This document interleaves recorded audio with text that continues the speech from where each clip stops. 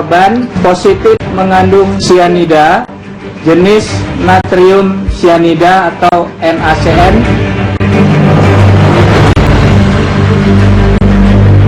Nah, orang-orang yang kemudian melancarkan aksi kejahatan dengan menggunakan racun justru menggunakan logika bahwa saya selaku pelaku tidak mau berada di dekat korban saya. Yang menetapkan seseorang naik tersangka itu bukan saya, tapi mekanisme yang dinamakan mekanisme gelar perkara.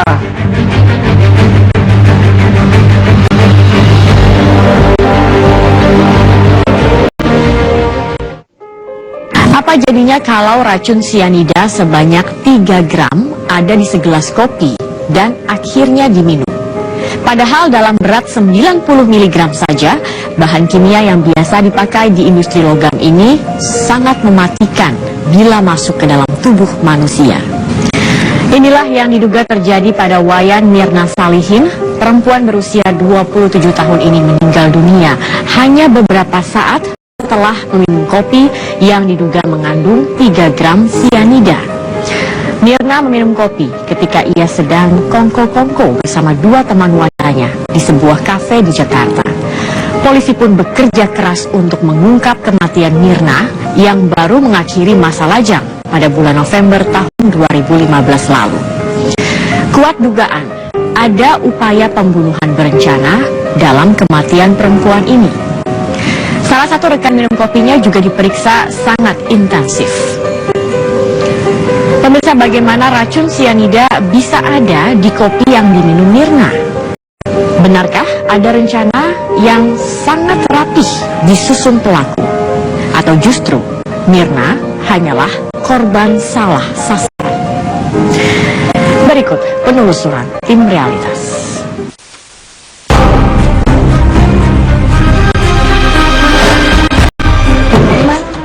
Nanti aja, saya udah telat jadi masih dulu. Nanti saya kena tahu. Jessica Kumala Wongso kembali menjalani pemeriksaan di Polda Metro Jaya untuk kesekian kalinya.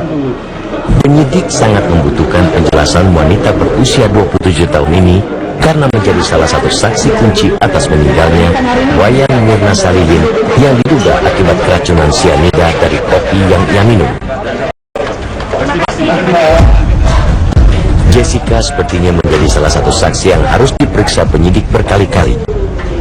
Maklum saja, ada sejumlah fakta terkait Jessica yang mengundang tanda tanya.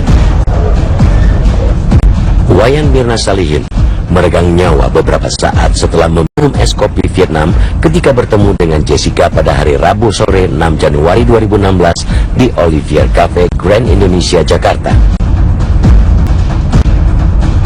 Wanita berusia 27 tahun ini yang baru saja menikah pada bulan November 2015 memang janjian untuk bertemu Jessica pada hari naasnya. Mirna datang dengan mengajak Hani, seorang temannya. Jessica tiba lebih awal dibanding Mirna dan Hani di Olivier Cafe pada hari Rabu sore itu. Walau Mirna dan Hani belum tiba, Jessica sudah memesan dan membayar minuman koktail dan Vietnam Sazerac untuk dirinya dan Hani, dan es kopi Vietnam untuk Mirna. Mirna mengalami kejang-kejang hingga mulutnya mengeluarkan busa setelah menenggak es kopi Vietnam. Hingga akhirnya nyawa Mirna tidak tertolong lagi ketika sudah di rumah sakit Abdi Waluyo Menteng. Belakangan polisi menemukan kandungan zat korosif di dalam lambung jasad Mirna yang diduga berupa racun cyanida. Jumlahnya tidak main-main, mencapai 3 gram. Padahal cyanida sebanyak 90 mg saja sudah mematikan. Racun cyanida itu masuk ke tubuh Mirna melalui kopi. Nah, apakah itu diracun, teracun atau sebagainya? Nanti kami akan berikan keterangan dari hasil alat bukti yang sedang dikumpulkan dalam beberapa hari ini. Kami lakukan gelar perkara. Pada saatnya kami akan sampaikan ke publik. Polda Metro Jaya telah menggelar pra-rekonstruksi di Olivier Cafe Grand Indonesia, Jakarta pada hari Senin 11 Januari 2016. Polisi menghadirkan 2 teman Mirna, Jessica dan Hani, di pra-rekonstruksi ini untuk memperjelas apa yang terjadi pada Mirna beberapa barang bukti dari lokasi kejadian untuk mengungkap misteri kematian Mirna yang diduga akibat racun sianida. Kopi yang ada di dalam gelas, kemudian cairan kopi yang dipisahkan ke botol, kemudian lambung korban, lambungnya Wayan Mirna Salimin setelah dilakukan otopsi positif mengandung sianida jenis natrium sianida atau NaCN dan kafein. Polisi juga menemukan fakta kalau celana yang dipakai Jessica pada hari pertemuan dengan Mirna sudah dibuang. Fakta ini juga diperkuat oleh kesaksian pembantu rumah tangga di rumah Jessica. Ya, kami ada keterangan dari salah satu saksi kunci.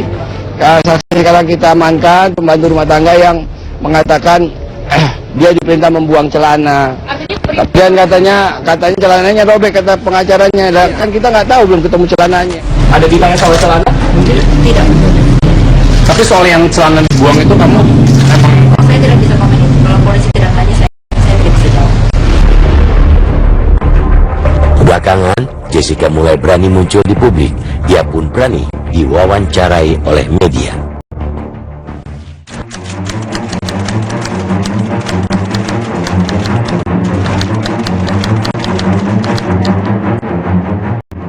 Tidak benar, saya tidak menaruh apa-apa di kopinya Mirna. Saya benar-benar tidak menaruh apa-apa ya. Alasan saya itu kalau emang banyak kecurigaan itu emang terjadinya begitu, saya nggak tutupin. Saya emang mau datang duluan, soalnya kita mau menghindari 3-in-1 kan. Saya jalannya dari terus di rumah cuma ada saya sama bapak saya hari itu. Lalu kenapa saya pesan duluan itu karena kita udah ngomong di grup chat yang di WA kalau si Mirna itu sukanya kopi itu.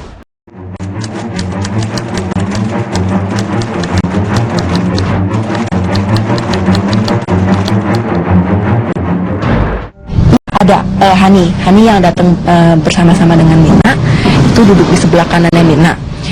Waktu habis Mirna itu minum kopinya dia, lalu merasa tidak enak dan bilang ke saya suruh cobain. Habis itu dia langsung menunjuk ke arah sana untuk menyuruh saya mengambil air putih.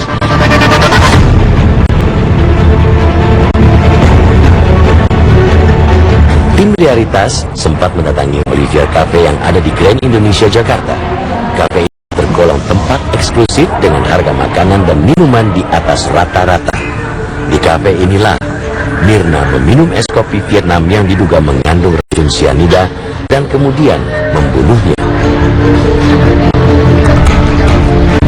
Makanya saya pesen dulu, buat saya juga, buat si Hani juga. Itu koktail soalnya lagi promo beli 1 gratis 1 kan. Terus jadi saya bayarin dulu, ditutup dulu bilnya. Tapi itu kan cuma minumnya doang. Tapi kan kalau saya makanan, terutama dalam bidang pertanian dan pertambangan. Celakanya, sianida juga menjadi pembunuh berdarah dingin bila masuk ke dalam tubuh manusia. Inilah yang diduga menimpa Wayan Mirna Salihin dan beberapa kasus lain. Apa sebenarnya zat sianida yang sangat mematikan ini? Realitas segera kembali.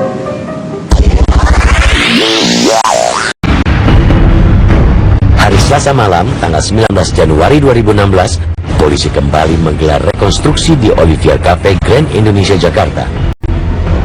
Kali ini, titik berat penyidik adalah memastikan bagaimana tampilan kopi yang beracun yang diminum oleh Wayan Mirna Salihin sampai akhirnya wanita 27 tahun ini meninggal dunia.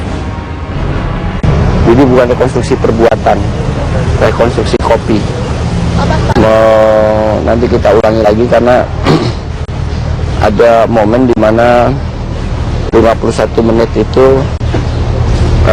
kopi ada di meja, bentuknya seperti apa, didiamkan di meja, kopi yang tanpa diaduk, kopi yang sudah diaduk, kopi yang ada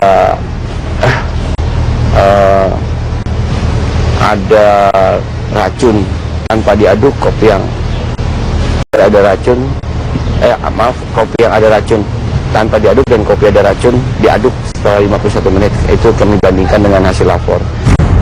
Hasil pemeriksaan polisi mengungkapkan Ada 3 gram sianida ditemukan di tubuh perempuan yang pernah meraih gelar pendidikan dari Australia ini. Yang menjadi teka-teki adalah bagaimana racun mematikan yang biasa dipakai di industri logam ini bisa masuk ke tubuh Mirna.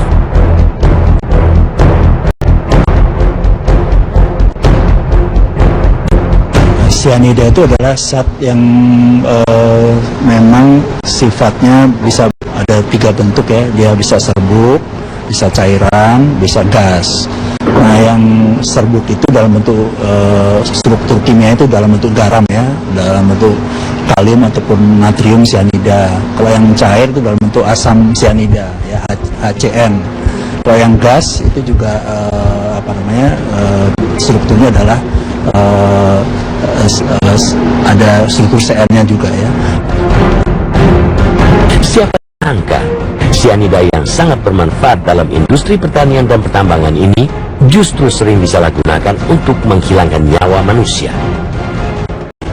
Nah, sejauh mana bisa mematikan, memang racun ini racun yang toksik ya, toksisitasnya itu tinggi sekali. Dia itu menghambat penggunaan oksigen tingkat seluler, menghambat penggunaan oksigen sehingga oksigen itu tidak digunakan dan tidak bisa digunakan dalam tubuh.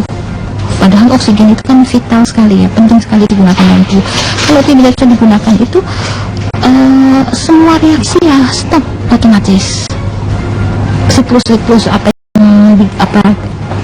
yang biasa digunakan untuk metabolisme itu tidak ada, tidak berjalan seperti biasanya. Sementara, maaf ini, status sosial korban menurut saya bukan orang luar biasa. Orang biasa seperti kita. Apa poinnya menggunakan modus kejahatan yang sedemikian ekstrim, sedemikian rumit untuk menghabisi nyawa seseorang dengan status sosial yang biasa? Saya tidak menguasai teori konspirasi, tapi kok saya membayangkan ada pihak tertentu yang ingin menghabisi korbannya dalam tempo secepat mungkin. Terbukti dosis atau takaran sianidanya sangat tinggi. Dia pilih zat yang sangat mematikan dan tanda petik eksklusif karena sulit didapat, tapi salah sasaran. Lewat sebuah rangkaian perilaku yang saya tidak bisa jelaskan, ternyata kopi itu terminum oleh orang lain. Sebenarnya tidak mudah mendapatkan sianida di pasaran. Senyawa kimia ini hanya bisa diperoleh. Bebas apa?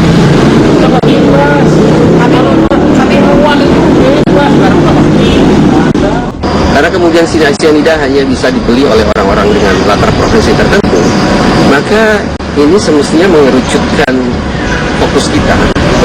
Siapa gerangan tersangka? Sekali lagi, tersangka orang yang kita duga melakukan pembunuhan racun ke dalam kopi itu bukan orang biasa, atau orang dengan latar profesi tertentu. Begitu mematikannya racun sianida ini bisa diketahui dari kondisi Mirna. Pertanyaannya adalah, siapa penemuh racun sianida yang membunuh wanita yang baru saja menikah bulan November 2015 ini? Pembunuh dalam hal ini memastikan saja bahwa jangan sampai meleset itu satu. Nah, dengan demikian memang perhitungannya adalah unsur pasti matinya itu yang dipentingkan. Jadi dia nggak peduli masalah besar atau tidak besarnya. Yang penting kalau dari sisi ininya adalah dia memastikan bahwa orang ini mati. Wayan Mirna Salihin meregang nyawa setelah meminum kopi yang diduga mengandung 3 gram racun sianida. Sebuah jumlah yang amat mematikan karena 90 mg saja sudah sangat berbahaya. Realitas segera kembali dengan lanjutan kisah bagaimana polisi berupaya keras mengungkap misteri sianida di kopi Mirna.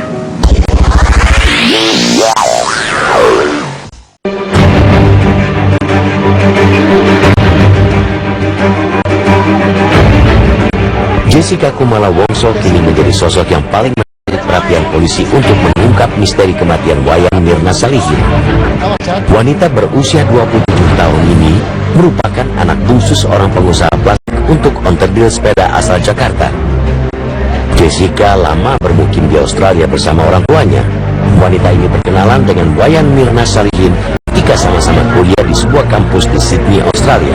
Tahun 2015, Jessica kembali ke Indonesia setelah 7 tahun menetap di benua Kangguru. Jakarta, ia pun kembali menjalin komunikasi dengan Mirna.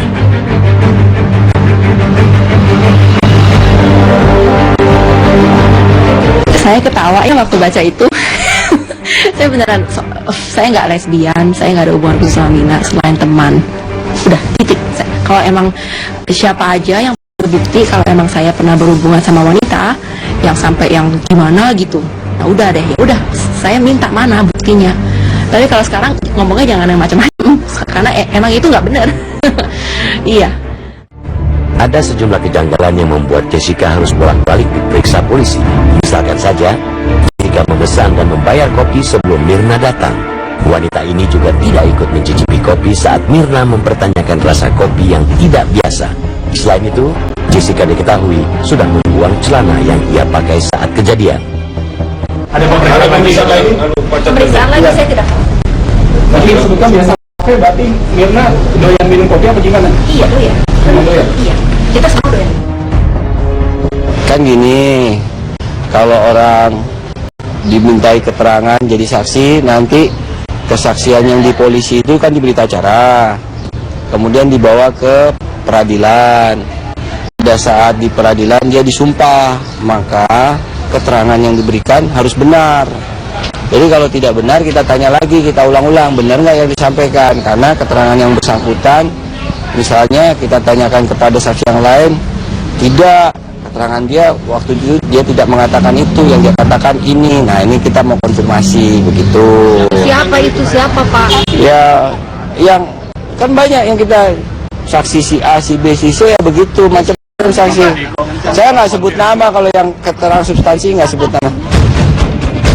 Jessica hanyalah satu dari sejumlah saksi yang diperiksa penyidik. Semua orang yang ada di sekitar Jessica dan Mirna diperiksa bergantian. Bahkan, polisi juga meminta bantuan Australia untuk melacak rekam jejak keduanya selama tinggal di bawah kanguru itu.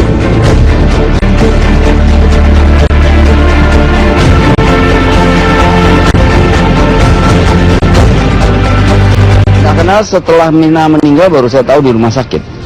Jadi selama ini nggak tahu kalau Mirna pernah dapat ancaman dari seseorang, nggak pernah cerita ke Bapak? Nggak ada. Nggak ada.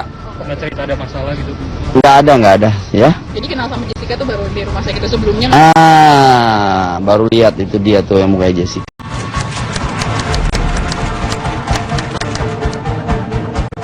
Nah, saya ada masalah lambung, jadi saya takut kalau misalnya minum kopi yang terlalu strong. Nah, terus waktu si Mina suruh saya cobain, kan dia disodorin ke muka saya gini, kayak suruh cium. Saya cium, emang wanginya itu apa? Kayak pahit, wangi pahit, kayak black coffee yang benar-benar kuat banget, dan ada wangi-wangi kayak asem-asemnya gitu. Jadi saya takut, saya nggak mau coba, takutnya nanti kalau saya sakit malamnya jadi nggak enak kan. Jadi ya nggak tahu deh saya bakalan kenapa kalau minum kopi itu.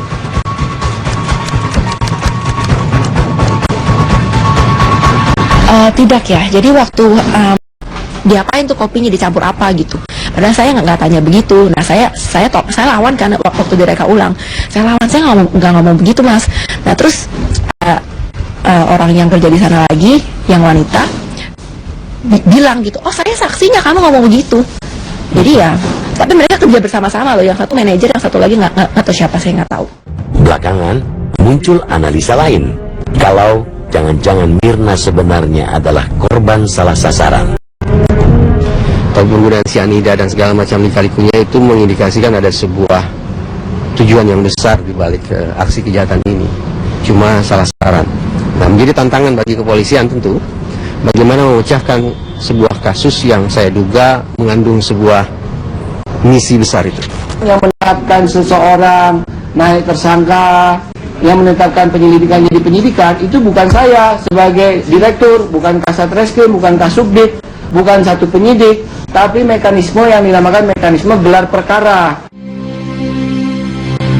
Begitulah kasus kematian Mirna yang diibaratkan bagai kisah dalam novel Agatha Christie telah mendapat perhatian begitu luas. Kematian Mirna mengundang rasa penasaran publik dengan racun cyanida yang diduga dituang ke dalam kopi yang ia minum.